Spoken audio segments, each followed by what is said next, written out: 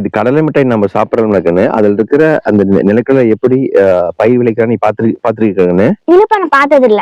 சரி கிண்ணவா, நம்ம பார்க்கலாம் வாங்க.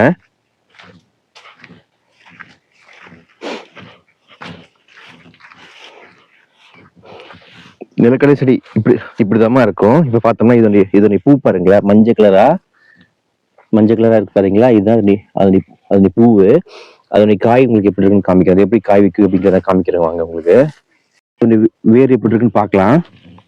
இப்படிதான் இருக்கும். பாருங்களா, இங்க வந்து நிறைய விழுதுகள் இருக்கு. ஒவ்வொரு விழுதுகளும் ஒவ்வொரு காயா மாறும். இங்க பாருங்களா, இப்படிதான் இருக்கும் விழுது. பாருங்க எத்தனை காய் இருக்குன்னு பாருங்க. இப்படிதான் வைக்கும். இது பார்த்தோம்னா நம்ம வந்து இதுக்குள்ள இருந்து 2 இது பருப்பு இருக்கும். ஒரு சிலதெல்லாம் பார்த்தீங்கன்னா 1 இருக்கும், ஒரு சிலதெல்லாம் வந்து 3 இருக்கும். இப்படிதான் நிலக்கடலை இப்படிதான் பயிர் வைக்கிறாங்க. இது வந்து 2 வித்து. இதுல பார்த்தோம்னா இதெல்லாம் வந்து 1 வித்து. இதுல வந்து 3 வித்தும் ஒரு சில நேரத்துல ரேண்டமா இருக்கும். இப்ப நம்ம இதை உடைச்சோம்னா இதுக்குள்ள வந்து பருப்பு இருக்கும்.